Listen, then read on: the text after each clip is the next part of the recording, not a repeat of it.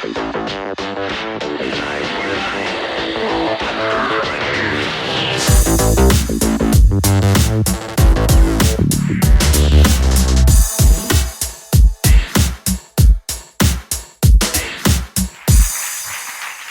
write, I travel, I capture, I release.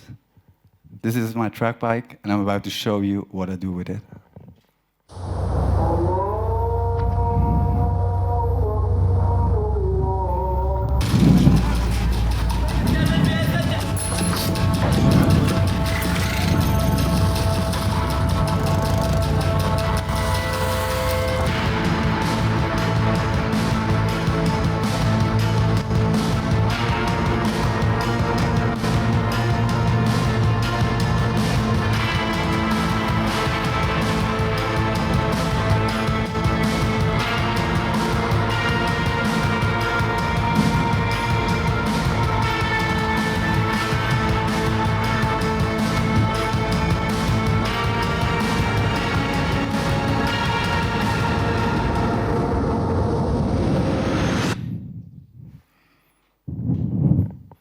Hi, my name is Patrick, and this is the purest form of transport on two wheels. It's so simple, it doesn't have brakes and only one gear. There's no freewheel, so you're basically constantly pedaling. And in order to stop, you need to push down and pull up the pedals to have the wheels stopped, blocked. So it results in skidding, so you slide. I discovered this bike a decade ago, and what caught my attention was the visual aspect, the simplicity, the purity of the bike. But what I later found was quite a profound connection, because once clicked in the pedals, it sort of becomes an extension of your body. And it demands a lot of focus, and because there's no brakes, it somehow enhances the abilities to anticipate. It widens your senses, and the focus is enormous. When you're sitting on this bike, you know that you're actually sitting on this bike. There's no room for anything else. And that's what really struck me. And also the fact that it keeps me in shape, and I can achieve quite big rides with it. Achieve something big with such a simple bike. I don't see myself, though, as a competitive athlete or whatsoever. I don't want to ride against somebody. That doesn't speak to me at all. I'm much more in for completing and not competing. That's my aim. I want to complete things. And that's also what I want to convey through all of my projects. Because my inspiration comes from photography, cinematography, music, architecture, and art in general. But nevertheless, in the projects I'm involved, there are many challenges to be faced. And I'm not talking about producing the clip, the soundtrack, getting the visas for the crew, finding the right crew, or even fighting for creative control. I'm talking about riding this bike. And in 2015, I decided to tackle the first Tour de France stage of 1910. 300 kilometers and 6,000 meters of climbing. I read about it in 2009 in an old book about the Tour de France. And I was like, whoa, I need to give it a go. There's no other route where you have all the iconic mountains featured in one stretch. The Tourmalet, the Obis, the Bergsud, just to name a few. You have them in one stretch. Of course, it's quite a long way, and with this bike, 15 hours I was expected to ride. So I said, oh, I need to do it. So in 2014, I approached one of my partners and I said, guys, I have this idea. I want to tackle the Tour d'Assassin, that's what it's called, the murderous stage. It was short-lived in the actual Tour de France because it was way too hard, probably 10 years And then they got rid of it. I thought, that's awesome. I need to do it. And the partner, they loved it as well. They said, whoa, let's do this. My aim was to actually write the thing, have someone capturing the ride, do a short documentary, and then release it, like I normally do, you know. But they were like, you know what? We're gonna blow it up. We're gonna have a pre-announcement, live stream, live tracker, so you can see what the heart rate is, what distance you covered, altitudes, or where you're located actually along the way. And I was like, yeah, let's do it. I mean, I just want to do it, and I'm really happy if you help me out. So the closer we approached the day X, which was the 3rd of June in 2015, I remember the night before, I was walking around in the hotel room. I couldn't sleep, and I was caught in this downward spiral because all of a sudden, I put this extra weight on my shoulder.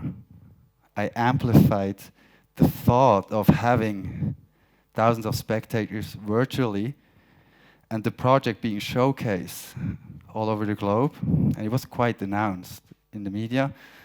That really put me down, and I was like, I can't do it. Fuck, sorry, but there's no way I'm gonna do it. And I remember standing on a balcony, looking down, saw a big crew, motorbikes, cameras, people with smartphones, and it was still dark. I saw the light. They were all like, yeah, you got this and that. And I was like, no, such a huge responsibility now, you know? And I prepared well, seriously. I rode for months, at some point 30 hours a week. I went to the gym, recovered well, did everything. But still, I doubted myself, and I put myself so much in the ground that I thought of, how can I become invisible and leave the place, call in sick? So anyway, I found myself outside in this idyllic town, Bagnères de Luchon. It's a quite iconic town for the Tour de France. It was dark, got my bike, and I stand there in the middle, surrounded by a crew of around 15 people. And everyone's like, yeah, you're gonna do it. And I was like, what did I put myself into here? Crazy. Was it really my choice? And I was dealing with the fact that someone else told me, you have to do it. Really? And I was like, crazy. But it was actually me. You know, at some point, I decided to do it, and I forgot that. I clicked in. It was 5 o'clock. I set off the ride. I expected 15 hours of pain. Really like pain, like, oh, deep hole of pain. Please, please, can I get out of it again? I need to feel good. I don't want to endure that much pain. And on the first ascent, it was pitch black. And at some point, I was in this flow state already, probably the first half an hour in. I couldn't feel if it was warm or cold. Everything didn't matter. My senses were wide open, but I was so focused. And I already had the confidence, I'm gonna finish this thing. I'm gonna do it. On the way, as I said, I went through many deep holes, but I always managed to climb out of them. And at some point, I saw the sign of Bayonne. And you can't imagine what a relief it was, because to me that was a big deal. Huh? And not only because of the actual ride, because everything together. And I thought, I just feel so good. It feels so good, the pressure is off and everything. And after I digested the 12-hour and 55-minute ride, because that's what it took me, I was even 2 hours faster than expected, which actually doesn't even matter. But that was, on plus, a good side effect. Those are the data. That's what it basically took me to finish this whole endeavor. Mainly for the geeks who are watching. The others Doesn't matter. It's all about the ride. This is just some data stuff. But it's good to include. Almost 13 hours, no non-stop pedaling. 13 hours, braking, checking, oh, there's no one coming. At some point, there was an old lady coming, and I was gunning it down with almost 80k an hour, and I thought, ooh, that's going to be hairy, but all good. Perfect. Ended up in Bayonne. But the important thing that I learned out of this project wasn't just like what I need to train, because I actually know what I need to train. I sat down and thought, what do I need to have personal success? What, in a moment of self-reflection, I wrote this down. I was like, what makes personal success? What does it take?